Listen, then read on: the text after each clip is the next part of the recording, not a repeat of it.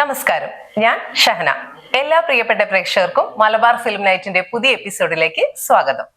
1.5 ലക്ഷത്തിന് ഒരു 1.5 സിനിമ വിശ്വസിക്കാൻ പറ്റുന്നില്ല അല്ലേ? ബെന്നൻ പീറ്റർ മുണ്ടംവേലി നിർമ്മിച്ച് പി ജെറിൻ സംവിധാനവും DOPയും എഡിറ്റിംഗും ചെയ്ത ചിത്രമാണ് 1.5 ലക്ഷത്തിന്റെ സിനിമയായ എൻ വഴി തനിവഴി. ജനുവരി 10-ന് തിയേറ്റർ റിലീസ് ചെയ്ത ചിത്രം നിറഞ്ഞ സദസ്സിൽ ഓടിക്കൊണ്ട് ബോക്സ് ഓഫീസിൽ ഹിറ്റായിരിക്കുകയാണ്. വമ്പൻ ചിത്രങ്ങൾക്കിടയിലാണ് ഈ ചിത്രത്തിന്റെ വിജയം എന്നൊരു പ്രത്യേകത കൂടിയുണ്ട്. കോമഡി ഉത്സവത്തിൽ മോഹൻലാലിന്റെ ശബ്ദാനുകരണത്തിലൂടെ പ്രശസ്തനായ ഹസീബ് പൂനൂരും ഈ ചിത്രത്തിൽ പ്രധാന വേഷത്തിൽ എത്തുന്നു. ചിത്രത്തിന്റെ പബ്ലിക് റെസ്പോൺസും വിശേഷങ്ങളും നമുക്കൊപ്പം പങ്കുവെക്കുകയാണ് ഈ ചിത്രത്തിന്റെ അണിയറ പ്രവർത്തകർ.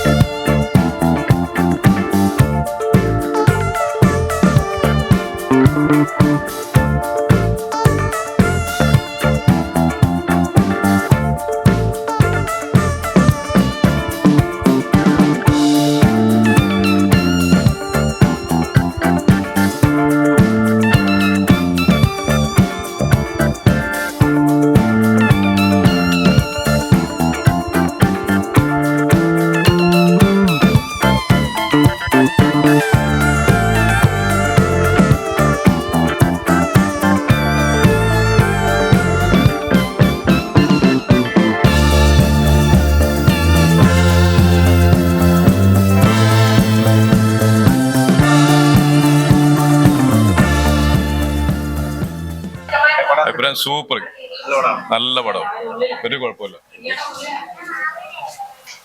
മക്കളെ ഒരു പടത്തിന്റെ അഭിപ്രായം പറഞ്ഞു.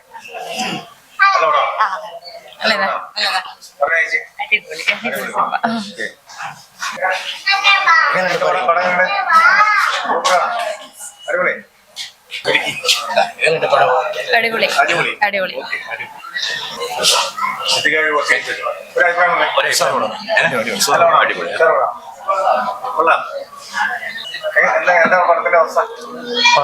കുഴപ്പമില്ല, സൂപ്പറാണ്, അടിപൊളി. നല്ല പടം, അടിപൊളിയാണ്.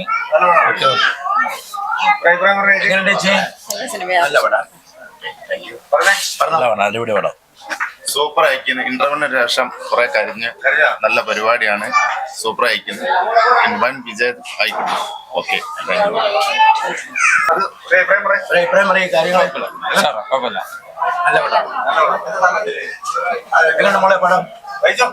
അടിപൊളി പടം, അടിപൊളി, സൂപ്പർ സൂപ്പർ, അടിപൊളിയായിട്ടുണ്ട്. ഓക്കെ,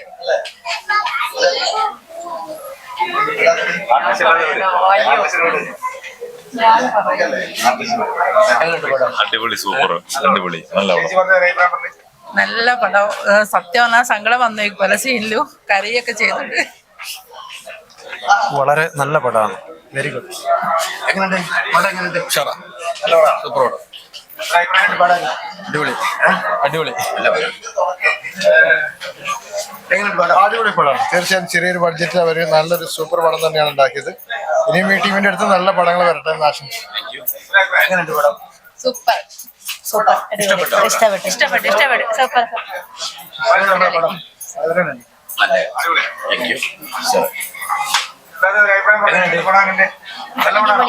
നല്ല പടം, നല്ല പടം, നല്ലൊരു മെസ്സേജ്. അടിപൊളി. എങ്ങനെയുണ്ട് പടം? അടിപൊളി, എൻജോയ് ചെയ്യാം, അവസാനം വരെ കണ്ടിരിക്കണം. നല്ല പടം, അഭിപ്രായം പറയാം. അടിപൊളിയാണ്. ആദ്യമായിട്ട് എടുക്കുന്ന ആൾക്കാരെന്ന നിലയിൽ അടിപൊളിയായിട്ടുണ്ട്. ക്യാമറ അടിപൊളിയായിരുന്നു. നല്ല പടം.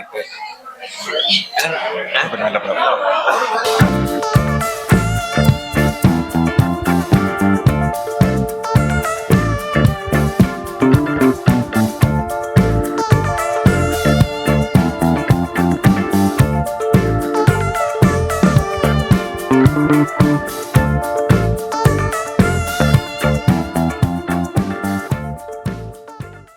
പേര് സലീം. ഞാൻ ഈ പടം കാണാനായിട്ട് പെരിന്തൽമണ്ണന്ന് ബൈക്ക് ഓടിച്ചോടെ വന്നതാ. അപ്പൊ 2-3 ദിവസമായിട്ട് ഇവന്റെ സ്റ്റാറ്റസിൽ ഇങ്ങനെ കാണാറുണ്ടായിരുന്നു. അപ്പൊ അതുകൊണ്ട് പടം കാണുന്ന എന്തായാലും ഒരു നിർബന്ധം. അപ്പൊ അവന്റെ എല്ലാവരും വരുന്നുണ്ടെന്ന് പറഞ്ഞപ്പോൾ ഞാൻ കയറി. ആദ്യം മുതൽ അവസാനം വരെ പടം എൻജോയ്മെന്റ് ആണ്. അതിനിടയ്ക്ക് ചെറുതായിട്ടൊന്ന് കരഞ്ഞു. നമ്മളൊക്കെ ആണുങ്ങൾ കരഞ്ഞു എന്ന് പറയാൻ പാടില്ല, എന്നാലും കുറച്ചൊന്ന് കരഞ്ഞു. ഓക്കെ, അപ്പൊ എന്തായാലും ഇവർക്ക് എല്ലാവിധ അഭിനന്ദനങ്ങളും. പ്രിയമുള്ളവരെ, ഒരു സിനിമയെ പറ്റി ഒരു 2 വാക്ക് നിങ്ങളോട് സംസാരിക്കുകയാണ്. ഇപ്പോൾ എൻ വഴി തൻ വഴി എന്ന് പറഞ്ഞൊരു സിനിമ എൻ്റെ സുഹൃത്ത് പൂനൂരുകാരനായ ഹസീബാണത് അതിൻ്റെ ലിറിക്സും മ്യൂസിക്കൊക്കെ ചെയ്തിരിക്കുന്നത്. അദ്ദേഹത്തിൻ്റെ ഈ ആദ്യത്തെ പ്രവർത്തനം തന്നെ വളരെ നല്ല ഒരു അഭിപ്രായം പ്രേക്ഷകരുടെ ഇടയിൽ നിന്ന് വന്നു എന്നുള്ളതിൽ എനിക്ക് വളരെ സന്തോഷമുണ്ട്. കൂടുതൽ ഈ രംഗത്ത് അദ്ദേഹത്തിന് കാലുറക്കാൻ കഴിയട്ടെ ഞാൻ ആശംസിക്കുകയാണ്. നമ്മുടെ ഡയറക്ടറുടെ പേരെന്തായിരുന്നു? പി ജെറിൻ എന്ന പി ജെറിൻ. യെസ് ഓക്കെ ആണല്ലേ. അപ്പോൾ എല്ലാം കൊണ്ടും നമ്മളെ ആൾക്കാർ തന്നെ ഇത്രയും മികച്ചൊരു പടം ഇവിടെ ഒരുക്കി എന്നുള്ളതിൽ വളരെ അഭിമാനത്തോടു കൂടി ഞങ്ങൾ താമരശ്ശേരിക്കാർ, ഈ പരിസരത്തുള്ള ആൾക്കാരൊക്കെ വളരെ അഭിമാനത്തോടു കൂടി നിങ്ങളുടെ മുമ്പിൽ പറയുകയാണ്. ഈ സിനിമ നിങ്ങൾ കാണണം. അത്രയ്ക്ക് മഹത്തായ സിനിമയാണ്. വളരെ ലോ ബഡ്ജറ്റാണ്. താരമൂല്യങ്ങളൊന്നും കൂടുതൽ പറയാനില്ലെങ്കിലും ഇത് ഈ സിനിമ എന്ന് പറഞ്ഞാൽ എന്താണെന്ന് ഇതിൽ നിങ്ങൾക്ക് മനസ്സിലാവും എന്ന് പ്രതീക്ഷിക്കുകയാണ്. തീർച്ചയായിട്ടും നിങ്ങളുടെ സപ്പോർട്ട് ഉണ്ടാവണം എന്ന് അഭ്യർത്ഥിക്കുകയാണ്. ഓക്കെ. ഈ 1.5 ലക്ഷം റുപ്യന്റെ പടം എന്ന് പറഞ്ഞപ്പോൾ നമ്മളാരും സത്യത്തിൽ വിശ്വസിച്ചിട്ടില്ല. 1.5 ലക്ഷം റുപ്യന്റെ പടത്തിന്റെ മാതിരിയല്ല ഇപ്പോൾ ഒരു ബിഗ് പ്രൊജക്റ്റ് മാതിരിയാണ് ഇത് കണ്ടിട്ട് ഇറങ്ങിയിട്ട് തോന്നുന്നത്. വളരെ നന്നായിട്ടുണ്ട്. അഭിനേതാക്കളൊക്കെ വളരെ നന്നായി അഭിനയിച്ചിട്ടുണ്ട്. എൻ വൈ തനി വൈ എന്ന ഈ സിനിമ മലയാള സിനിമയുടെ ചരിത്രത്തിലെ ഏറ്റവും വലിയ ഒരു പ്രചോദനം നൽകുന്ന ഒരു സിനിമയാണ്. വളരെ മനോഹരമായിട്ടുണ്ട്. എൻ്റെ സുഹൃത്തുക്കൾ തന്നെയാണ് എൻ്റെ എല്ലാ അണിയറ പ്രവർത്തകരും. വളരെ നല്ല ഒരു അനുഭവമാണ്. ചുരുങ്ങിയ ചെലവിലും ഈ വലിയൊരു സിനിമ കാണാൻ കഴിഞ്ഞ നല്ലൊരു അനുഭവം തന്നെയാണ്. എൻ വഴി തനിവഴി എന്ന് പറയുന്ന സിനിമയിലൂടെ ഒരു ചെറിയ ഭാഗമാകാൻ കഴിഞ്ഞു. എൻ വഴി തനിവഴി എന്ന് പറയുന്ന സിനിമ എന്ന് പറയുന്നത് 1.5 ലക്ഷം രൂപ കൊണ്ട് നമ്മൾ ഇന്ന് എല്ലാവരുടെ മുന്നിലും സിനിമ എന്ന ലോകത്തൊരു തിയേറ്റർ മൂവി കാണിച്ചെന്ന മൂവിയാണ് എൻ വഴി തനിവഴി. അതുകൊണ്ട് തന്നെ ആര് ഈ ഒരു ചലഞ്ച് ഏറ്റെടുക്കുമ്പോഴും അല്ലെങ്കിൽ നമ്മളൊരു പരിശ്രമം നടക്കുമ്പോഴും ഇതുപോലെയുള്ള ഓരോ വഴികളും നമ്മളിൽ മുന്നിൽ തുറന്നു കാണിക്കും എന്ന് കാണിക്കുന്ന ഒരു സിനിമയാണ് എൻ വഴി തനിവഴി. ചെറിയൊരു റോള് ചെയ്തിട്ടുള്ള അതില് ഒരു ചെറിയ വേഷം അഭിനയിക്കാൻ സാധിച്ചു. ഉപരിയായ സന്തോഷം. എന്തായാലും കുറെ ദൂരെ നിന്നാണ് ഫാമിലി വന്നത്. സ്ഥലം എവിടെ നമുക്ക് പറഞ്ഞു? എന്റെ സ്ഥലം എന്ന് പറയുന്നത് മേലാറ്റൂര്, പെരിന്തൽമണ്ണ മേലാറ്റൂര് ആണ്. അവിടെ നിന്നാണ് വരുന്നത്. ഒരുപാട് സന്തോഷം. നല്ല സിനിമയാണ്, എല്ലാവരും കാണുക. നമസ്കാരം, ഞാൻ ഫൈസൽ കേളോത്ത്, വീട് കേളോത്താണ്. പിന്നെ ഈ ഒരു സിനിമയിൽ ജോസേട്ടൻ എന്നൊരു കഥാപാത്രമാണ് ഞാൻ ചെയ്തത്. അത് എൻ്റെ കഴിവിനനുസരിച്ച് ഞാൻ മാക്സിമം ചെയ്തിട്ടുണ്ട് എന്ന് വിശ്വസിക്കുന്നു. പിന്നെ ഈ സിനിമയിലേക്ക് എത്തിയത് എന്ന് പറഞ്ഞാൽ അസീബ് പൂനൂർ കോമഡി ഉത്സവം ഫെയിമാണ്. അങ്ങേര് വഴിയാണ്. അങ്ങേരെ ഒരു ഷോർട്ട് ഫിലിമായിട്ട് ബന്ധപ്പെട്ട ഒരു പോലീസിൻ്റെ യൂണിഫോമൊക്കെ ആയിട്ട് ബന്ധപ്പെട്ട ചെറിയ കാര്യങ്ങളൊക്കെ അന്വേഷിക്കാൻ എൻ്റെ അടുത്ത് വന്നായിരുന്നു. അപ്പം ഞാൻ അങ്ങോട്ട് കൂടേണ്ടി വന്നു. അങ്ങനെ കൂടി അതിനുശേഷം ഷോർട്ട് ഫിലിമുകളും കോമഡി വെബ് സീരീസൊക്കെ ഒരുമിച്ച് ചെയ്തു. പിന്നീട് അതൊരു സിനിമയിലേക്ക് എത്തിപ്പെട്ടു. ജെറിൻ അങ്ങേര് അസീബിനെ വന്ന് കാണുകയും നമ്മുടെ ഇത്രയും ആർട്ടിസ്റ്റുകളൊക്കെ അതിലേക്ക് ക്ഷണിക്കുകയും അങ്ങനെ ചെയ്തിട്ടാണ് ഈ സിനിമയിലെത്തിയത്. ഏതായാലും വളരെ സന്തോഷമുണ്ട് ഈ ഒരു സിനിമയിൽ ഇതിൻ്റെ ഭാഗമാക്കാൻ കഴിഞ്ഞതിൽ. ഇനി അങ്ങോട്ടും നിങ്ങളൊക്കെ സഹകരണവും എന്താ പറയുക പ്രോത്സാഹനവും കൊണ്ട് ഇനിയും ഒരുപാട് വേഷങ്ങൾ എവിടെന്നെങ്കിലുമൊക്കെ കിട്ടട്ടെ എന്ന് ഞാൻ പ്രാർത്ഥിക്കുന്നു. എൻ വഴി തനിവഴി ഇത് എന്താ പറയുക, ഇതൊരു ഒരുപാട് വർഷത്തെ സിനിമ ചെയ്യണമെന്ന് ആഗ്രഹിച്ച് ഒരുപാട് എക്യുപ്മെന്റ്സ് അതുപോലെ തന്നെ ഒരുപാട് പഠനങ്ങൾ നടത്തിയതിന് ശേഷമുള്ള ഒരു ആഫ്റ്റർ എഫക്റ്റ് ആണ് എൻ വഴി തനിവഴി. നമ്മുടെ പൂനൂരുള്ള നമ്മുടെ അഖില വഴിയാണ് ഞാൻ ഈ ടീമിലേക്ക് എൻട്രി എടുക്കുന്നത്. എൻ്റെ ഒരു ജെറിൻ എന്നാണ്. അപ്പം ഈ ടീമിലേക്ക് എത്തിച്ചേരുന്നത് അവിടുന്ന് ഹസീബ്ക, അതുപോലെ തന്നെ ഇതിലെ മെയിൻ റോൾ ചെയ്തിട്ടുള്ള ഫസൽ, അങ്ങനെ ഈ ടീമിനോടൊപ്പം ചേർന്ന് ഞങ്ങളൊരു വലിയൊരു പ്രൊജക്റ്റായിട്ടാണ് സ്റ്റാർട്ട് ചെയ്തത് OTTയിലേക്ക്. പിന്നീട് തിയേറ്റർ മൂവി എന്നുള്ള ഒരു ഡ്രീം ഇവരുടെ എല്ലാവരുടെയും, എൻ്റെ അടക്കമുള്ള എല്ലാവരുടെയും സ്വപ്നമാണ് തിയേറ്റർ മൂവി. അതിലേക്ക് ഞങ്ങൾ എത്തിച്ചേരുകയായിരുന്നു. പിന്നെ ഈ 1.5 ലക്ഷം രൂപയ്ക്ക് തീരാന്ന് പറഞ്ഞാൽ ഇതിൻ്റെ ഒരു കംപ്ലീറ്റ് പോസ്റ്റ് പ്രൊഡക്ഷനും നമ്മൾ തനിച്ച് കൈകാര്യം ചെയ്തുകൊണ്ടാണ് ഈ ഒരു എമൗണ്ടിൽ നമുക്ക് കംപ്ലീറ്റ് ചെയ്യാൻ സാധിച്ചത്. പിന്നെ ഇതുപോലെ തന്നെ ഇതൊരു സ്റ്റുഡിയോ ബേസ്ഡ് ആയിട്ടുള്ള ഒരു വർക്കല്ല. സ്റ്റുഡിയോ ഒരു സ്ഥലത്തും നമ്മൾ സ്റ്റുഡിയോയുടെ ഒരു ഇമ്പാക്റ്റ് ഇല്ല. അതായത് മലയാള സിനിമയുടെ ഹിസ്റ്ററിയിൽ സ്റ്റുഡിയോയിൽ കയറാതെ ഒരു വർക്ക് തിയേറ്റർ മൂവി ആയിട്ട് എത്തുകയാണ്. അതുപോലെ തന്നെ എല്ലാ വലിയ സിനിമകളെയും അടിച്ച് പുറത്തിട്ടുണ്ട് നമ്മൾ ചലഞ്ച് ചെയ്തുകൊണ്ട് ഹൗസ്ഫുൾ ഷോസോട് കൂടിയിട്ട് നമ്മൾ റൺ ചെയ്തതാണ്. ഇനിയിപ്പോൾ 4ാം ദിവസമാണ് നമ്മളിവിടെ താമരശ്ശേരി സിറ്റി മാളിലും മനസ്സ് നിറഞ്ഞുകൊണ്ട് ഇറങ്ങുകയാണ്. കാരണം നമ്മൾ ഒരുപാട് സന്തോഷമുണ്ട് ഈ മൂവി മുന്നോട്ട് തന്നെ യാത്ര ചെയ്യുന്നതിൽ. 4 ദിവസമായി സ്റ്റാർട്ട് ചെയ്തിട്ട് 4 ദിവസത്തിൽ 6ഓളം ഹൗസ്ഫുൾ ഷോസ് ഈ ചെറിയ ചിത്രം വലിയ ചിത്രങ്ങൾക്കൊപ്പം കോടികൾ കിലുക്കമുള്ള വമ്പൻ സിനിമകൾക്കൊപ്പം വന്ന് ഞങ്ങൾ ഇൻഡസ്ട്രിയെ ചലഞ്ച് ചെയ്തുകൊണ്ടിരിക്കുകയാണ്. തീർച്ചയായിട്ടും ഇതിനെ സപ്പോർട്ട് ചെയ്ത എല്ലാവർക്കും ഞങ്ങളുടെ ടീമിൻ്റെ ഹൃദയത്തിൻ്റെ നന്ദി രേഖപ്പെടുത്തുകയാണ്. മറ്റൊരു കാര്യം ചോദിക്കട്ടെ, തീർച്ചയായും എന്തുകൊണ്ടാണ് നിങ്ങൾ ഒരു മെയിൻ ക്യാരക്ടർ അല്ലെങ്കിൽ മെയിൻ ആർട്ടിസ്റ്റിനെ വെച്ച് ഈ ഒരു സിനിമ പ്ലാൻ ചെയ്യാനും എന്തുകൊണ്ടാണ് നിങ്ങൾ ഇവരെ പോലുള്ള സാധാരണ മികച്ച കലാകാരന്മാരെ പങ്കെടുപ്പിച്ച് നിങ്ങളൊരു ടീം ബെൽറ്റ് ഉണ്ടാക്കാനുള്ള കാരണം?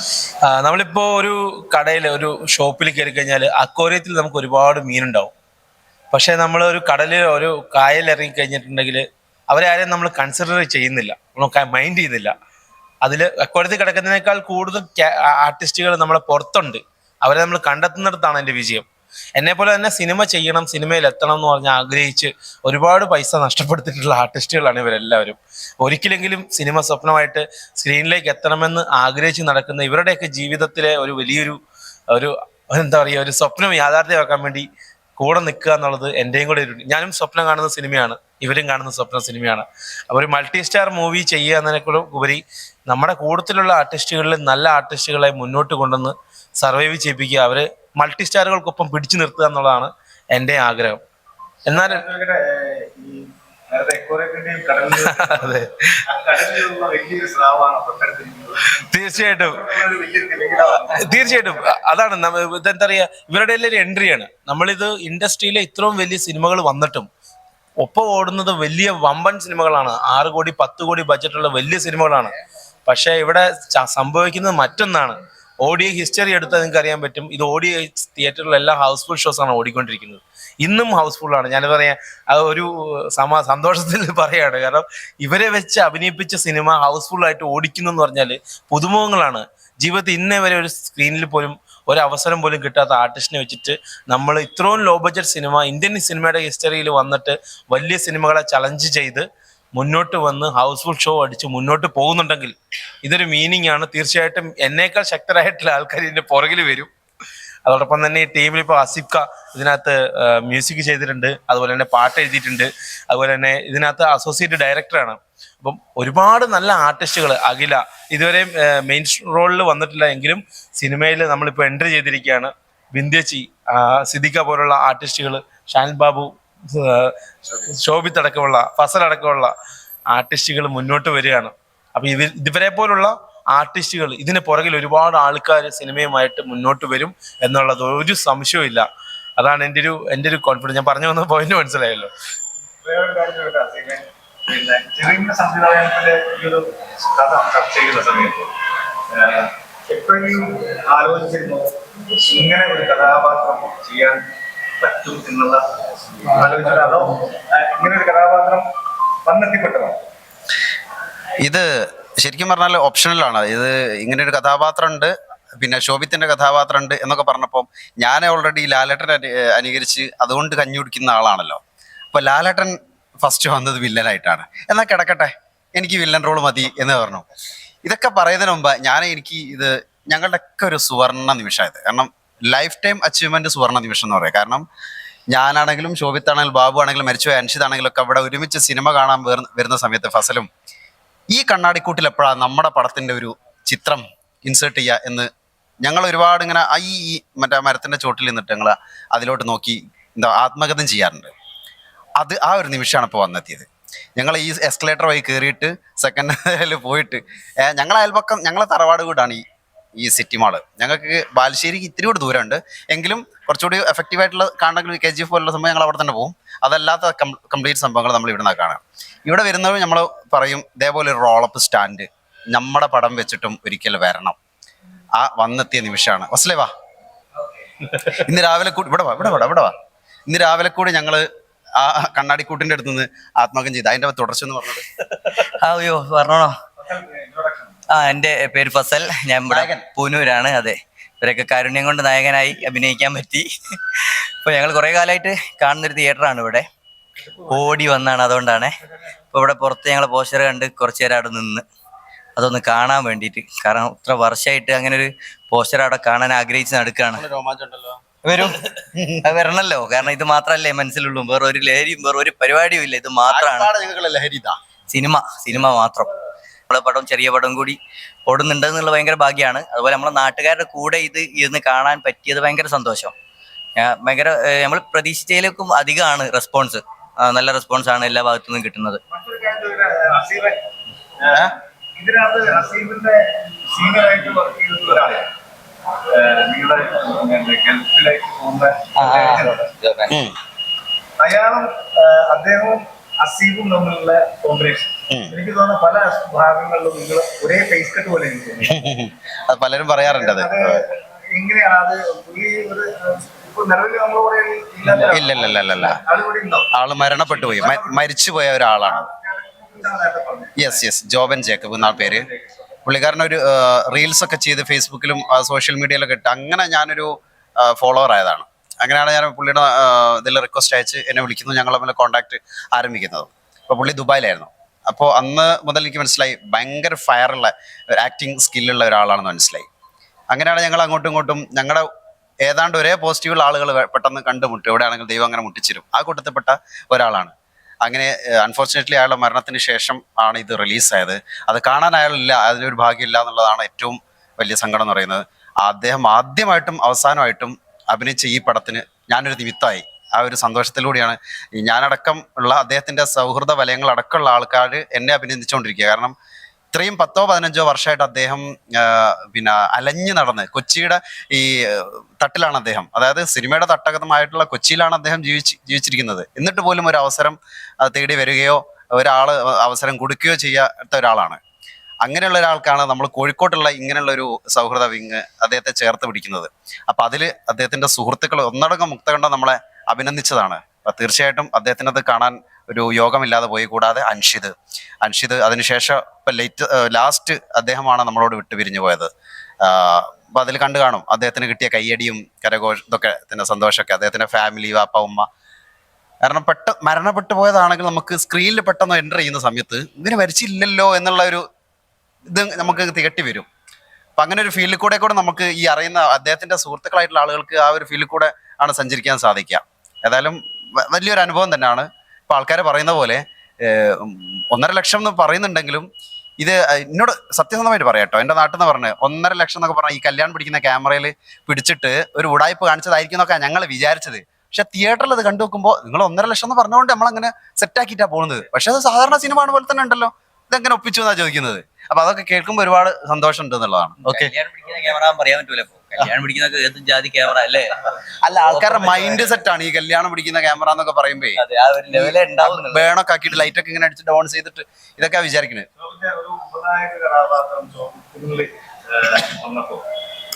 ഏറ്റവും കൂടുതൽ ചാലഞ്ച് ആയിരിക്കും, കാരണം നായകരും ഉപനായകരും നിങ്ങളാണ് സ്ക്രീൻ പോകുന്ന എല്ലാ പ്രേക്ഷകർക്കും മുമ്പിൽ. എന്ത് തോന്നി ഈ തിയേറ്ററിന് പടം കണ്ടിറങ്ങിയ? എന്നെ സംബന്ധിച്ചിടത്തോളം ഒരുപാട് സന്തോഷത്തോടു കൂടിയാണ് ഞാനിവിടെ നിൽക്കുന്നത്. കാരണം ആദ്യമൊക്കെ നമ്മളെ ഈ സിനിമ പ്രത്യേകിച്ച് നാട്ടിൻപുറത്തുള്ള കലാകാരന്മാർ ചെയ്ത സിനിമ ആയതുകൊണ്ട് ഇതിൻ്റെ പ്രേക്ഷകരും നാട്ടിൻപുറത്തുകാരാണ്. നമ്മളെ ബന്ധുക്കള്, നമ്മളെ സുഹൃത്തുക്കള്, നമ്മളെ ഇഷ്ടപ്പെടുന്ന ആളുകൾ, സപ്പോർട്ട് ചെയ്യുന്ന ആൾ, ഗിരീഷേട്ടനെ പോലെയുള്ള ആളുകൾ. അപ്പോൾ ഇവർ വന്ന് സിനിമ കണ്ടു പോകുമ്പോൾ സത്യസന്ധമായിട്ടല്ലാതെയും ചില ആൾക്കാർ പറയും, ആടാ നന്നായിക്കടാ, സൂപ്പറായിട്ടുണ്ടടാ, നമ്മളെ തോളെ തട്ടി നമുക്കൊരു വിഷമം ഉണ്ടാവരുതല്ലോ എന്ന് വിചാരിച്ച് പറയും. ഒരു പരിധി വരെ ഞങ്ങൾ അങ്ങനെയാണ് കരുതിയത്. പക്ഷെ ഇന്നും ഇന്നലെയൊക്കെ ആയിട്ടുള്ള ആളുകൾ നാട്ടിൽ പരസ്പരം പറയുന്ന അഭിപ്രായങ്ങളുണ്ടല്ലോ, പരസ്പരം സിനിമ കാണാത്ത ആളുകളോട് വരെ അവർ പറയുന്നുണ്ട്, നിങ്ങൾ പോയി ധൈര്യത്തിൽ കണ്ടോളൂ, തീർച്ചയായിട്ടും ഇഷ്ടപ്പെടും എന്ന് പറയുന്നത്. ഇന്ന് രാവിലെ എന്നെ വിളിച്ച ഒരാൾ, ഈ അയാൾക്ക് സിനിമ കാണണം, പക്ഷെ അയാൾ ഗൂഗിൾ പേ യൂസ് ചെയ്യുന്നില്ല, നെറ്റ് യൂസ് ചെയ്യുന്നില്ല, ചെറിയ ഫോണാണ്. അപ്പം എന്നെ വിളിച്ച് എനിക്ക് സിനിമ കാണണം, എനിക്ക് ടിക്കറ്റ് ഒന്ന് ബുക്ക് ചെയ്ത് തരുമോ എന്ന് ചോദിച്ചു. അപ്പോൾ കക്ഷി എന്നോട് പറഞ്ഞത് തമാശ രൂപേണ ആണെങ്കിൽ സത്യസന്ധമായിട്ടുള്ള കാര്യമാണ്. ഇന്നലെ ബാലുശ്ശേരി സന്ധ്യയുടെ അടുത്തൂടെ പോയ സമയത്ത് ബൈക്കുമായിട്ട് തിയേറ്ററിൽ പോയിട്ട് അവിടെ നിന്ന് റിവ്യൂ എടുത്തു. തിയേറ്ററോട് ചോദിച്ചു, ഇങ്ങനെ ഒരു സിനിമ ഇവിടെ ഓടുന്നുണ്ടല്ലോ, എന്താണ് അതിൻ്റെ അഭിപ്രായം? അവര് നല്ല രീതിയിലാണ് പറഞ്ഞത്, നല്ല സിനിമയാണെന്ന് അവരും പറഞ്ഞു എന്ന് പറഞ്ഞു. അപ്പോൾ നാട്ടിലൊക്കെ പൊതുവെ ഒരു അഭിപ്രായമുണ്ട്. പക്ഷെ ഞങ്ങൾ പറയുന്നത് എന്താ വെച്ചാൽ, നമ്മളെ കഴിവിൻ്റെ പരമാവധി, നമ്മുടെ എന്താ പറയുക, ഗുണങ്ങളും കോട്ടങ്ങളൊക്കെ ഞങ്ങൾക്ക് അറിയാം. അതിൽ നിന്നുകൊണ്ട് ഉൾക്കൊണ്ടുകൊണ്ട് മാക്സിമം ഞങ്ങൾ ചെയ്തിട്ടുണ്ട്. പിന്നെ ഇങ്ങനെ ഒരു അവസരം തന്നതിനെ പറ്റി പറഞ്ഞു. എന്നെ സംബന്ധിച്ചിടത്തോളം ഞാൻ ഇനി എന്ത് വന്നാലും ഏറ്റെടുക്കുന്ന ആളാണ്. നോ എന്ന് ഞാൻ പറയാറില്ല. പറ്റുന്ന രീതിയിൽ നമ്മൾ ചെയ്യാം. അങ്ങനെ ഒരു സിനിമാ ഭ്രാന്തർ എന്നൊരു കൂട്ടായ്മ ഉണ്ടാക്കി ഒരു സിനിമ ചെയ്യണം എന്ന് പറഞ്ഞ സമയത്ത്, അതിനുശേഷം സിനിമയുടെ ചർച്ച വന്ന സമയത്തും ഹസീബു ജെറിനൊക്കെ ഇങ്ങനെ ഒരു റോളാണ് എനിക്ക് തരണം എന്ന് പറഞ്ഞാൽ ഒരുപാട് സന്തോഷമുണ്ട്. പക്ഷെ ചലഞ്ചിങ് ആണെന്ന് അറിയാം. കാരണം നമ്മളെ കൊണ്ട് സാധിക്കുമെന്നൊക്കെ തോന്നിയിട്ടുണ്ട്. പക്ഷെ തീർച്ചയായിട്ടും സാധിക്കുമെന്ന് മനസ്സിനെ പറഞ്ഞ് ആദ്യം വിശ്വസിപ്പിച്ചു. അതിനുശേഷമാണ് ഇതിലേക്ക് വന്നതും. പക്ഷെ നല്ല രീതിയിലുള്ള റെസ്പോൺസാണ് കിട്ടിക്കൊണ്ടിരിക്കുന്നത്. ഒരുപാട് സന്തോഷമുണ്ട്. അതിന് നമ്മുടെ ഈ ഒരു പ്രേക്ഷകരോട് ഒരുപാട് കടപ്പെട്ടിരിക്കുകയാണ്. നമ്മുടെ നാട്ടില് ഒരു സിനിമാ നടനായോ? അങ്ങനെയാണ്. എന്നെ സംബന്ധിച്ചിടത്തോളം എനിക്ക് ഒരുപാട് ഫാൻസ് എന്ന് ഞാൻ പറയില്ല. ഞാൻ എൻ്റെ നാട്ടിൽ എല്ലാ കാര്യത്തിലും ഇടപെടുന്ന ആളാണ്. രാഷ്ട്രീയത്തിലാണെങ്കിലും സാമൂഹികമായിട്ടുള്ള പ്രശ്നം, ഒരുപാട് വിഷയങ്ങളിൽ ഇടപെടുന്ന ആളാണ്. അതിൽ ഞാൻ രാഷ്ട്രീയം നോക്കാറില്ല, ജാതി നോക്കാറില്ല, മതം നോക്കാറില്ല. പക്ഷെ അതിലൊന്നും ഒരു പ്രതിഫലം ഞാൻ അയച്ച, പക്ഷെ ആ പ്രതിഫലം ഞാനിന്ന് പറ്റിക്കൊണ്ടിരിക്കുകയാണ്. എന്നെ നേരിട്ട് ഇങ്ങോട്ട് വിളിച്ചുകൊണ്ട് നിന്റെ സിനിമ അത് കാണാൻ ഞങ്ങൾ വരും എന്ന് പറഞ്ഞ പ്രേക്ഷകർ ഒരുപാട് പേര്, ഞാൻ ഒരിക്കലും പ്രതീക്ഷിക്കാത്ത ആളുകൾ ഈ സിനിമയ്ക്ക് വന്നുകൊണ്ടിരിക്കുക. നമ്മളെയൊക്കെ ആളുകൾ ഇഷ്ടപ്പെടുന്നുണ്ട് എന്നുള്ളതിന് ഏറ്റവും വലിയ തെളിവാണ്. നമ്മളോടുള്ള ഇഷ്ടം ഇങ്ങനെയൊക്കെയാണ് ആൾക്കാർ കാണിക്കുന്നത്. അപ്പോൾ തീർച്ചയായിട്ടും ഇനിയും ഒരുപാട് ആളുകൾ കാണാനുണ്ട്. അവരൊക്കെ സ്നേഹപൂർവ്വം സ്വാഗതം ചെയ്യാണ്. വന്ന് കണ്ട അഭിപ്രായങ്ങൾ പറഞ്ഞ എല്ലാ ആൾക്കാരോടും ഞങ്ങൾ നന്ദി രേഖപ്പെടുത്തുകയാണ്. പിന്നെ ഒരു വലിയൊരു കാര്യം പറയാനുള്ളത് വെച്ചാൽ, ഇവിടെ ഈ ഒരു ഉദ്ഘാടന ദിവസം, ഈ ഒരു ഓപ്പണിംഗ് ഡേ സിറ്റി മാളില്, അപ്പൊ ഞങ്ങളുടെ പൂനൂർക്കാരുടെ അല്ലെങ്കിൽ ഈ ഒരു വിങ്ങിന്റെ താല്പര്യവും എഫേർട്ടും കണ്ടുകൊണ്ട് ഒരാൾ എന്നെ വിളിച്ചിട്ട് വൈകാതെ മനസ്സിലാകുന്നത് അയാൾ വാപ്പാന്റെ കുടുംബത്തിൽപ്പെട്ട എൻ്റെ പുള്ളിക്കാരനെ ഈ ഗൾഫിലും ഇവിടെ നാട്ടിലുമായിട്ട് എന്താ പറയാ ഫാബ് ഹോളിഡേയ്സ് എന്ന് പറഞ്ഞിട്ട് ദുബായിലും ഇവിടെ പൂനൂർ ചീനിമുക്കിലൊക്കെ ആയിട്ട് സ്ഥാപനം നടത്തിക്കൊണ്ടിരിക്കുന്ന 10-12 വർഷത്തെ പ്രവർത്തന പാരമ്പര്യമുള്ള ഒരു മേഖലയിലുള്ള ആളാണ്. 100 ആൾക്ക് കയറാനുള്ള ടിക്കറ്റ് ഓഫർ ചെയ്യാണ് ഇവിടെ സിറ്റി മാളില്.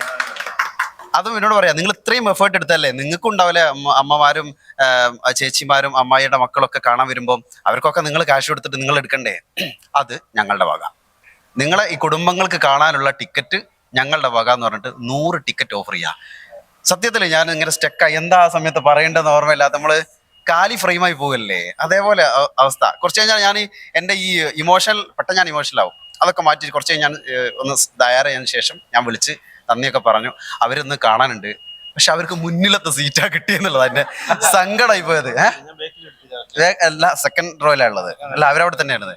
അപ്പൊ അവർക്ക് അത് പ്രശ്നമല്ല. അപ്പൊ ഞാൻ ചോദിച്ചു, ഞങ്ങളുടെ ഈ ഇത് പ്രിന്റ് ചെയ്ത് ഇതിൽ നിന്ന് തരാം, അത് സാധാരണക്കാർക്ക് നിങ്ങൾക്കുള്ളതാ, ഞങ്ങൾ കാശ് കൊടുത്ത് തന്നെ എടുത്തിട്ട് കയറിക്കോളാം എന്ന് പറഞ്ഞിട്ടാണ് അവർ പേയ്മെന്റ് ചെയ്തിട്ട് ഇവിടെ ടിക്കറ്റ് എടുത്തത്. അപ്പോൾ സമീർ ആണ്, പിന്നെ ഒരുപാട് നന്ദിയുണ്ട് അദ്ദേഹത്തിന്റെ ഈ ഒരു fab holidays tours travels Poonoor ചീനിമുക്കിലാണ്. നേരത്തെ പൂനൂർ ടൗൺ കേന്ദ്രീകരിച്ചായിരുന്നു, അപ്പോൾ ചീനിമുക്കിലേക്ക് മാറ്റിയിട്ടുണ്ട്. അതുപോലെ ദുബായിലുമാണുള്ളത്. അത് ഷംസ് അൽ തവാറിന്റെ ഈ ഒരു ബിസിനസ് സർവീസിന്റെ സിസ്റ്റർ കൺസേൺസ് ആയിട്ടുള്ള ഒരു സ്ഥാപനം കൂടിയാണ് ഈ ഒരു ഫാബ് ഹോളിഡേയ്സ്. അപ്പോൾ അവർക്ക് ഒരുപാട് നന്മകൾ ഉണ്ടായിട്ട് ഒരുപാട് ലോങ് ടൈം അവരുടെ ഈ പ്രവർത്തന മേഖലയായിട്ട് മുന്നേറാൻ ദൈവം സഹായിക്കട്ടെ എന്നുകൂടി പ്രാർത്ഥിക്കുകയാണ്. ഞങ്ങളുടെ എല്ലാവരെയും പ്രാർത്ഥന ഉണ്ട്. നിങ്ങൾക്കും നിങ്ങളുടെ ബിസിനസ്സിനും നിങ്ങളുടെ കുടുംബത്തിനുമായിട്ട് ഞങ്ങൾ എല്ലാവരെയും പ്രാർത്ഥന.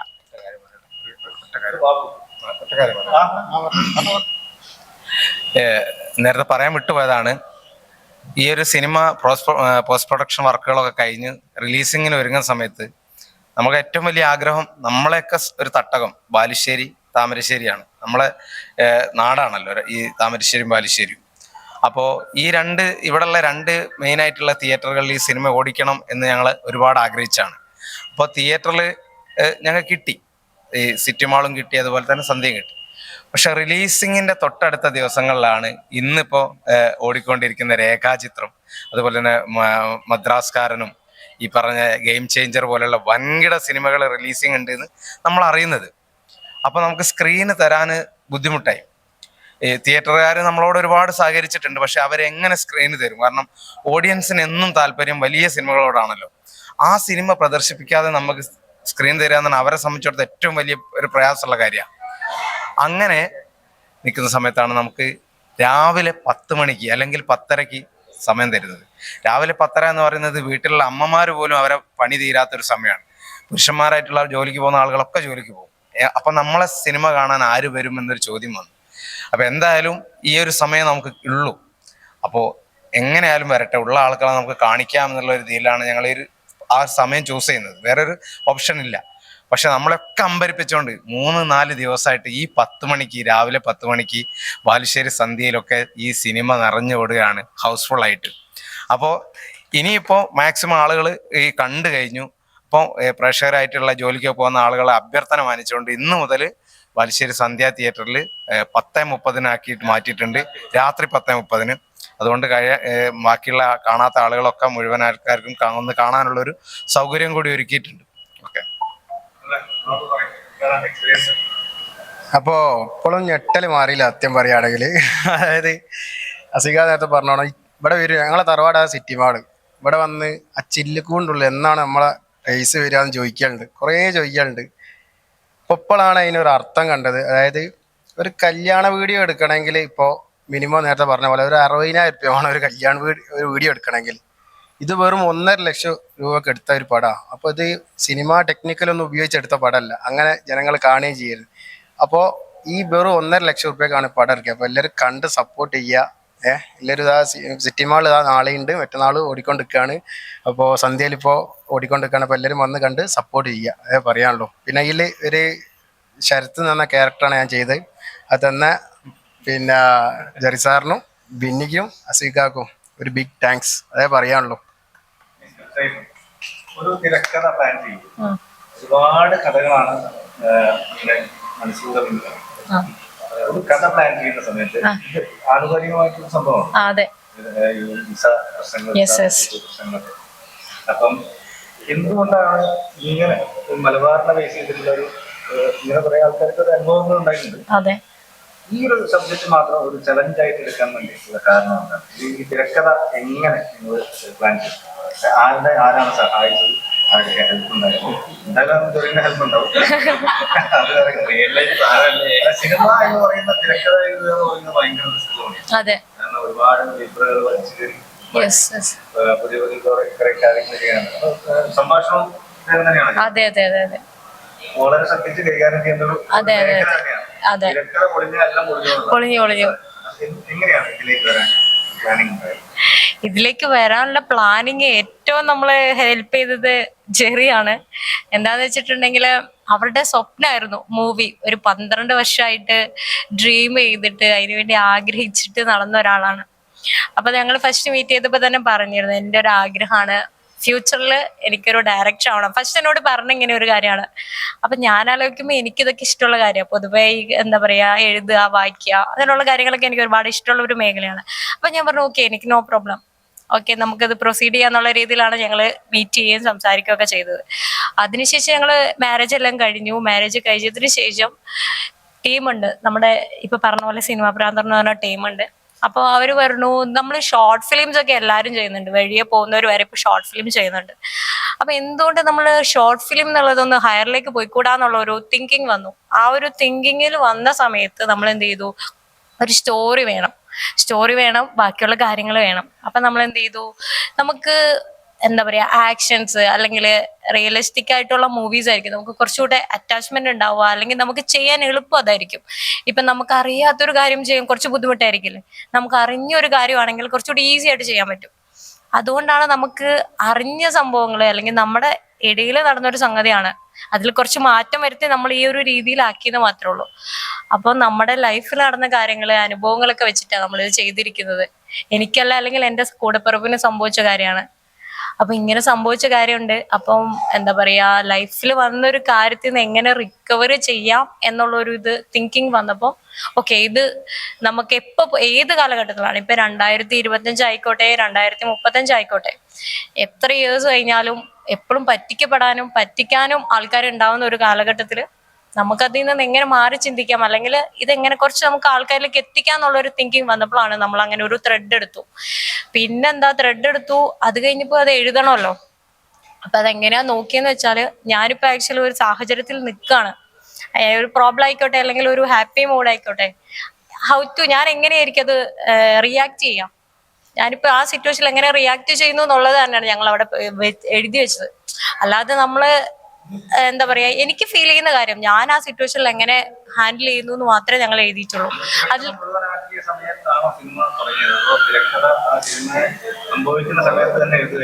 ഇല്ല, ആക്ച്വലി നേരത്തെ നമ്മൾ ചെയ്തിരുന്നു എല്ലാ കാര്യങ്ങളും, ത്രെഡും കാര്യങ്ങളും ഒക്കെ ചെയ്ത് ഫുള്ള് കംപ്ലീറ്റ് ആയിട്ടില്ല. പക്ഷെ നമ്മൾ സ്റ്റാർട്ട് ചെയ്യുന്നതിന് മുമ്പ്, റിലീസ് അല്ലെങ്കിൽ നമ്മൾ ഷൂട്ട് ചെയ്യുന്നതിന് മുമ്പ് നമുക്ക് അവർ കൊടുത്തിരുന്നു അവർക്ക് എല്ലാ കാര്യങ്ങളും. അപ്പോൾ അതുകൊണ്ട് നമുക്കതൊരു ബുദ്ധിമുട്ട് വന്നില്ല. കാരണം 2 ഇയേഴ്സിന്റെ ഒരു ജേർണി ഉണ്ട് ഇതിന്റെ പുറകിൽ. 2.5 വർഷം ഞങ്ങൾ ഇതിന്റെ പുറകിൽ നടന്നു. ഒരാളല്ല, എല്ലാവരും ഉണ്ടായിരുന്നു. കാണുമ്പോൾ രണ്ടാള് മുമ്പിൽ നിൽക്കുന്നതെന്ന് തോന്നുള്ളൂ. പക്ഷെ ഇതൊരു എന്താ പറയാ, 2 ഇയേഴ്സ് ജേർണിയാണ് ഞങ്ങളിപ്പോ ഇവിടെ എത്തി നിൽക്കുന്നത്. അത്രത്തോളം ഞങ്ങളുടെ ടീമുണ്ട്. കാരണം എൻ്റെ ഒരു സ്വപ്നം, അവരുടെ സ്വപ്നം, ഞങ്ങളുടെ സ്വപ്നം, അങ്ങനെ ഞങ്ങളിപ്പോ ഈ എത്തി നിൽക്കുന്നത്. അപ്പൊ ഞങ്ങളുടെ സ്വപ്നത്തിന് നിങ്ങളുടെ സപ്പോർട്ടും കൂടി കിട്ടി. പ്രേക്ഷകരുടെ ഞങ്ങൾ ഒരിക്കലും പ്രതീക്ഷിക്കാത്ത സപ്പോർട്ടാണ് ഞങ്ങൾക്ക് കിട്ടിയത്. കാരണം സാധാരണക്കാരുടെ ഒരാൾ, എൻ്റെ അപ്പൻ എന്നോട് പറഞ്ഞത് എന്താന്ന് വെച്ചാൽ, നിങ്ങൾ സാധാരണ ഒരാള് നിങ്ങൾ ചെയ്തു, അപ്പോ നിങ്ങളെ എന്താ പറയാ ഒരാള് തിരിച്ചറിയാം, അല്ലെങ്കിൽ ഇത്രയും എന്താ പറയാ ഒന്നും അല്ലാത്ത ആള് നിങ്ങൾ ഈ ലെവലിൽ എത്തിയോ, അത് നിങ്ങളുടെ വിജയമാണ്. ഇതിൽ കൂടുതലൊന്നുമില്ല. അപ്പൊ ഞങ്ങൾക്കും അത്രയേ ഉള്ളൂ. കാരണം ഒന്നും അല്ലാതായിരുന്നിട്ട് ഞങ്ങൾ ഇവിടെ എത്തി എന്ന് പറഞ്ഞാൽ അത് ഇവരുടെ സപ്പോർട്ട്, എല്ലാവരുടെയും. ഇത് ഞങ്ങളെ ഒറ്റയ്ക്ക് ഉണ്ടായിരുന്നെങ്കിൽ ഇത് ഒരിക്കലും നടക്കില്ല. ശരിക്കും ഇതൊരു ടീം വർക്കാണ്. ഞങ്ങൾക്ക് സന്തോഷമുണ്ട്. അതിനേക്കാളുപരി ദൈവത്തിന് ഒരുപാട് നന്ദിയുണ്ട്. ഞങ്ങൾക്ക് പല തളർന്നു പോകുന്ന സാഹചര്യം ഉണ്ടായിട്ടുണ്ട്, പ്രോബ്ലങ്ങൾ വന്നിട്ടുണ്ട്, പ്രശ്നങ്ങൾ വന്നിട്ടുണ്ട്. പക്ഷെ അതൊന്നും സാഹചര്യത്തിലും എന്തെങ്കിലും മാർഗങ്ങൾ വന്നിട്ട്, ഇപ്പൊ ഹസീബ്ക്ക് പറഞ്ഞ പോലെ അവസാന നിമിഷം തിയേറ്റർ കിട്ടാത്തൊരു ടെൻഷൻ ഉണ്ടായിരുന്നു. എല്ലാവരും ടെൻഷൻ എടുത്ത് ടൈം എപ്പോൾ കിട്ടും എന്ന് ആലോചിച്ചിരുന്ന ഒരു ടെൻഷൻ ഉണ്ടായിട്ടുണ്ട്. ആ സമയത്ത് എല്ലാവരും ഇങ്ങനെ ആളോട് പറഞ്ഞിട്ടുണ്ട്, എല്ലാവരോടും പറഞ്ഞു, റെഡിയാക്കി. പക്ഷെ ആരും എന്താ പറയാ, നമുക്ക് ആരോട് പറയാൻ പറ്റില്ല. പക്ഷെ ദൈവത്തിന്റെ ഒരു കൃപ കൊണ്ട് ഞങ്ങൾക്ക് അപ്പോഴും അതിനൊരു സാഹചര്യം കിട്ടി.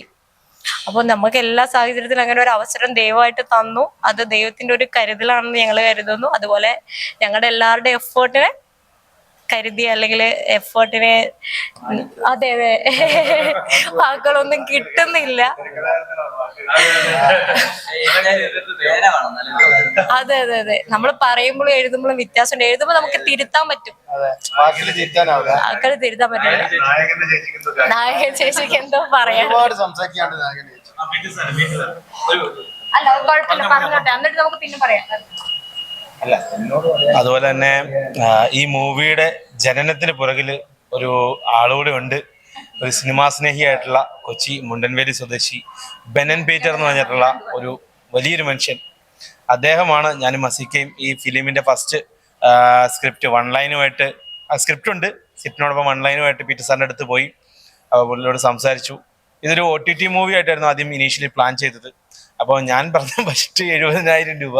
അച്ഛക്ക് പറഞ്ഞത് പറ്റത്തില്ല, 1 ലക്ഷം വേണം. അപ്പോൾ പീറ്റർ സാർ പറഞ്ഞു, പീറ്റർ സാറിന് ഒരുപാടും കണക്ഷന് കാര്യങ്ങളൊക്കെ ഉള്ളത് കൊണ്ട് തന്നെ, ഫിലിം ഇൻഡസ്ട്രി ആയിട്ട് കണക്ഷൻ ഉള്ളത് കൊണ്ട് തന്നെ പുള്ളി പറഞ്ഞു 1 ലക്ഷം രൂപയ്ക്ക് നിങ്ങൾ തീർക്കുമെന്ന് ചോദിച്ചു. 1 ലക്ഷം രൂപയ്ക്ക് തീർക്കുമെന്ന് ചോദിച്ചു. അപ്പം ഞാൻ പറഞ്ഞു, കാരണം എൻ്റെ അടുത്ത് ഈ എക്യുപ്മെന്റ്സ് കാര്യങ്ങളെല്ലാം ഉണ്ട്, പോസ്റ്റ് പ്രൊഡക്ഷൻ ചെയ്യാനുള്ള ധൈര്യമുണ്ട്. മെയിൻ ആയിട്ടുള്ള ഒരു കാര്യം വെച്ച് കഴിഞ്ഞാൽ, സിസ്റ്റം പോലും ഇല്ലാത്ത ഒരു കാലത്താണ് ഞാൻ ഈ സിനിമ കമ്മിറ്റ് ചെയ്യുന്നത്. ഒരു സിസ്റ്റം, എഡിറ്റ് ചെയ്യുന്ന സിസ്റ്റം സ്വന്തമായിട്ട് ഇല്ലാത്ത കാലത്താണ് ഇത് കമ്മിറ്റ് ചെയ്യുന്നത്. അപ്പോഴും ഞാൻ പറഞ്ഞു ഇത് നടക്കും, 1 ലാഖിന് ഞാൻ കംപ്ലീറ്റ് ചെയ്യുന്നു പറഞ്ഞു. അപ്പോൾ പുള്ളി പറഞ്ഞു, അങ്ങനെയാണെങ്കിൽ സ്ക്രിപ്റ്റ് പുള്ളി കേട്ടു, പുള്ളിക്ക് ഇഷ്ടപ്പെട്ടു, അങ്ങനെയാണ് അതൊന്ന് കാണണമല്ലോ എന്ന് പറഞ്ഞു. അങ്ങനെയാണ് ഈ മൂവിയിലേക്ക് വന്നത്. ബെനൻ പീറ്റർ മുണ്ടൻവേലി സ്വദേശിയാണ്. അദ്ദേഹത്തിന്റെ ഒരു വലിയൊരു മനസ്സും കൂടെ ഈ മൂവിയുടെ വിജയത്തിന്റെ പിന്നിലുണ്ട്. തീർച്ചയായിട്ടും ഞങ്ങൾ ഓർക്കുകയാണ് ഞങ്ങൾ ഈ ടീം. അതോടൊപ്പം തന്നെ ഞങ്ങളുടെ കൂട്ടത്തിൽ അഭിനയിച്ച അഖില വഴിയാണ് ഞാൻ ഈ ടീമിലേക്ക് എത്തുന്നത്. ജെറിയേട്ടൻ ആരോ നമ്പർ കൊടുത്തിട്ട്, ആരാന്നറിയില്ല, ആരൊരാൾ നമ്പർ കൊടുത്തിട്ട് ഒരു ഷോർട്ട്, അതെ, ഒരു അദൃശ്യമായിട്ടുള്ള ഒരാള്, അപ്പൊ നമ്പർ കൊടുത്തിട്ട് ഒരു ഷോർട്ട് ഫിലിമിന്, ഞാൻ ഷോർട്ട് ഫിലിമൊക്കെ ചെയ്യാറുണ്ടായിരുന്നു, അപ്പോൾ ഷോർട്ട് ഫിലിമിന് ആൽബം ചെയ്തിട്ടുണ്ട്. അങ്ങനെ അതിന് വേണ്ടിയിട്ടാണ് എന്നെ കണ്ടത്. അപ്പോൾ ഒരു നായകനെ വേണം. ഫസ്റ്റ് ഞാൻ വേറൊരാളെ ഫോട്ടാണ്, ബാലുശ്ശേരിക്കാരായ ഒരാളെ ഫോട്ടോ, അയാളെ പേര് ഞാൻ പറയുന്നില്ല, പക്ഷേ അല്ല, അപ്പൊ അവരെ കൊടുത്തു. അപ്പൊ അവര് പറഞ്ഞു അല്ല, അപ്പൊ ഫസലിന്റെ ഒരു ഇതിലെ മെലിഞ്ഞിട്ടുള്ള ഒരാളെ വേണം എന്ന് പറഞ്ഞു. അങ്ങനെയാണ് ഞാൻ ഫസലിന്റെ ഫോട്ടോ കൊടുക്കുന്നത്. അതെ, അസീഖാന്റെ വഴി പൊടിമീശക്കാലം എന്ന് പറഞ്ഞ ഷോർട്ട് ഫിലിമിൽ ഞാൻ അഭിനയിച്ചിട്ടുണ്ട്. അങ്ങനെയാണ് ഫസലും ഇവരെല്ലാരെയും വീഡിയോ കോളൊക്കെ ചെയ്യുന്നത്.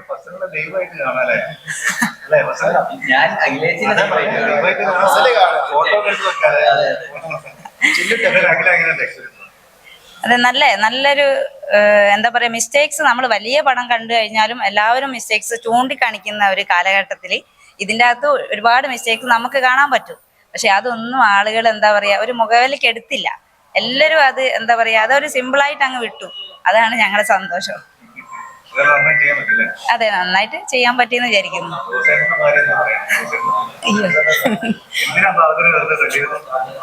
ഫസ്റ്റ് തന്നെ സർവീശ്വരനോട് നന്ദി പറയാണ്. കാരണം ഞങ്ങൾ ഈ ഒരു ഘട്ടം എല്ലാവരും തന്നെ ഈ ഒരു നിമിഷത്തിന് ഒരുപാട് ആഗ്രഹിച്ചവരാ എല്ലാവരും. എന്താ പറയുക, ഈ സിനിമാ ഭ്രാന്തർ എന്ന ഗ്രൂപ്പിലേക്ക് ഇവരെ കുടുംബത്തിലേക്ക് ഒരംഗമായി വരാൻ എനിക്ക് കഴിഞ്ഞതിൽ ഒരുപാട് സന്തോഷമുണ്ട്. എന്നെ ഈ ഫിലിമിലേക്ക് ക്ഷണിച്ചത് അസീഫ്ക്കയാണ്. കാരണം ഞാനും അസീഫ്ക്കെ ചാനൽ പ്രോഗ്രാമുകൾ കൂടെയാണ് പരിചയപ്പെടുന്നത്. ഒരു നാടാണ് എങ്കിലും. പിന്നെ ഇവരെല്ലാവരും പറയുന്നുണ്ട് 1.5 ലക്ഷം കൊണ്ട് നമുക്ക് സിനിമ എടുത്തു എന്നൊക്കെ. പക്ഷെ ഇത് പുറത്തുനിന്ന് ഒരാൾ 1.5 ലക്ഷം കൊണ്ട് സിനിമ എടുക്കുകയാണെങ്കിൽ അവർക്കിത് പറ്റില്ല. കാരണം എന്താ വെച്ചാൽ ഇവര് സിനിമാ ഭ്രാന്തർ എന്ന കുടുംബത്തില് എന്താ പറയാ എല്ലാ കഴിവുറ്റ എല്ലാവരും തന്നെ, ഒരാളും കഴിവില്ലാത്തൊരു കലാകാരന്മാർ ഇതിൻ്റെ അകത്തില്ല. ആസിഫ്ക്ക് ആണെങ്കിൽ പോലും പാട്ട് പാടാൻ, മിമിക്രി എല്ലാം, കാരണം അനുകരണമാണ് അദ്ദേഹത്തിനെങ്കിലും, പക്ഷേ ഈ പാട്ട് ആസിഫ്ക്കാണ് പാടിയത്. അതൊക്കെ വലിയൊരു കഴിവ് തന്നെയല്ലേ. കാരണം നമ്മളെ ഈ സിനിമ കൂട്ടത്തിൽ തന്നെ ഒരാൾ പാട്ട് എഴുതുക, അത് പാടുക, ഒക്കെ ഭയങ്കരമാണ്. അതുപോലെ നമുക്ക് ഇങ്ങനെ ഒരു കുടുംബം എനിക്ക് തോന്നുന്നില്ല പുറത്ത് അങ്ങനെ ഒരു കുടുംബം വളർന്നു വരുന്നു എന്നോ. അതുകൊണ്ട് എല്ലാവരും തന്നെ നമ്മളെ ഈ ഒരു കുടുംബത്തെ മുന്നോട്ട് നയിച്ചു കൊണ്ടുപോകുക, എല്ലാവരും കണ്ട് ഈ സിനിമ വിജയിപ്പിക്കുക. അതാണ്, വിജയിച്ചു എന്നാണ് എനിക്ക് തോന്നുന്നത്. പക്ഷെ ഇനിയും വിജയങ്ങളിലേക്ക് എത്തട്ടെ. എൻ്റെ പേര് ബിന്ദു ബാല. ഇതിൽ റിൻഡോ എന്ന് പറയുന്ന ഫസലിന്റെ അമ്മ എൽസമ്മ ആയിട്ട് ചെയ്തു. ഹസീബാണ് എന്നെ ക്ഷണിച്ചത്. അപ്പോൾ ഹസീബ് എന്നോട് പറഞ്ഞ് ഒരു സുന്ദരനായ ഒരു നായകനാണ്, അപ്പൊ ഒരു സുന്ദരിയായ ഒരു അമ്മ കൂടി വേണമെന്ന് പറഞ്ഞു. കിടക്കട്ടെ അത് ഹൈലൈറ്റ് ചെയ്യണം. അപ്പൊ ഞാൻ പറഞ്ഞു ഓക്കെ വരാം. അല്ല, സുന്ദരിയായ അമ്മ. അതെ. അപ്പൊ എനിക്ക് എന്താണെന്നറിയോ, നല്ലൊരു സന്ദേശം നമ്മുടെ സമൂഹത്തിന് കൊടുക്കാനായിട്ട് പറ്റി.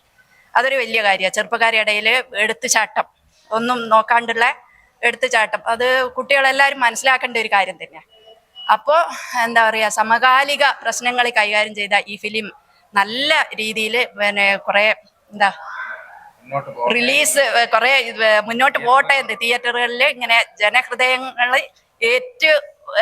ഏറ്റുവാങ്ങട്ടെ, അത്ര തന്നെ. പിന്നെ വെച്ചാല് ഇതിലെ ജെറി, വിന്നി, ഈ ദമ്പതികള് അപ്രീഷിയേറ്റ് ചെയ്യേണ്ടത് തന്നെ. കാര്യം അവരെ ക്രാന്തദർശിത്വം, ഉൾക്കാഴ്ച സമ്മതിക്കേണ്ടത് തന്നെയാണ്. കാര്യം ഈ ചെറുപ്രായത്തിലെ ഇവര് ഭയങ്കര പണ്ഡിതര് തന്നെ വില്ലന്മാരാണ്. അവരെ തൂലികയിൽ ഇനിയും പിറക്കും നല്ല ഫിലിംസ്.